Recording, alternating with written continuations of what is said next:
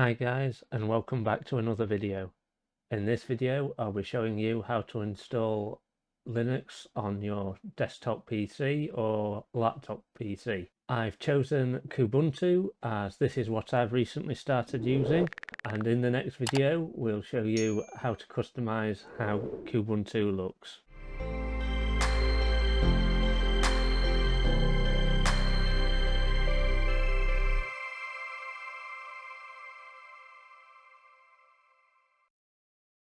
So this is the menu that you first see. You can leave it to boot. It does a check on the file system to make sure everything's okay and ready to install. Depending on the speed of your PC and installation device, this will take a little bit of time. And then it'll start to load the installer. That's now booted through and is now in the installation stage. If you click on Try Kubuntu, this will take you to the desktop environment where you can try the Linux distribution before you install it, and then you can install it from there if you think you like it, or you can click on Install Kubuntu. So I'm just going to install it, and here is where you select your layout of your keyboard and your language. I'm in the UK, so I'll select that. I always select normal installation. I always allow it to download updates while installing Kubuntu. This helps in the future with quicker downloads when you first get into the desktop environment and helps resolve any problems you may have if you don't do it. And I always install the third-party software. This is for graphics cards, so if you're using a AMD graphics card it will be fine, but the NVIDIA graphics cards, it will need a driver. So will some Wi-Fi and additional media formats such as MP3 and things like that. Then click on Continue. So now we're on to the area where you can select your hard drive and which hard drive you're installing it to.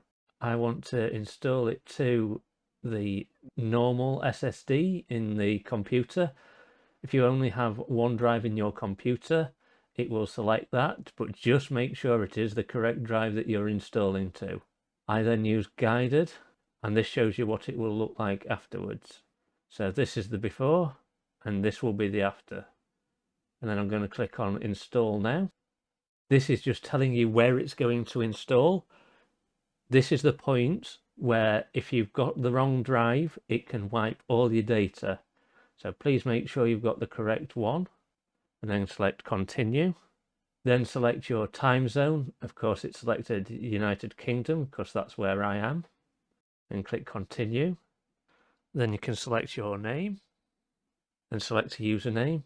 You will need a password, so I will type mine in now.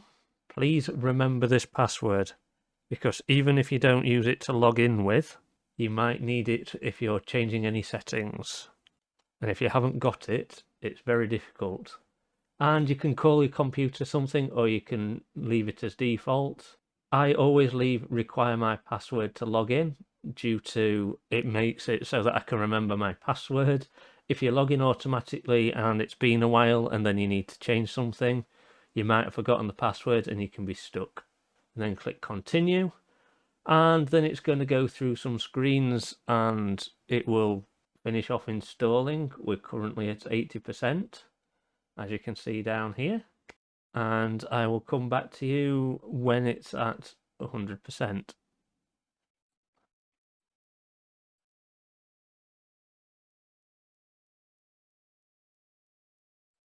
Okay, so the operating system has installed. It is now downloading updates and installing any additional software.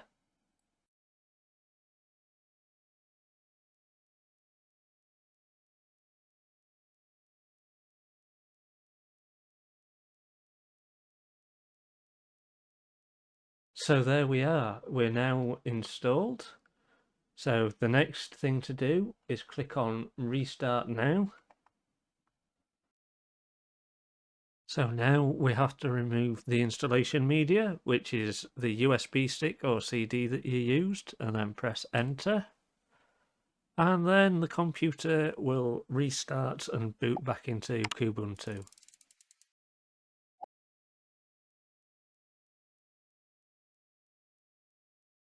So here we are at the logon screen. So I will put in the password that I use. This is where you would use yours if you selected to put the password in every time.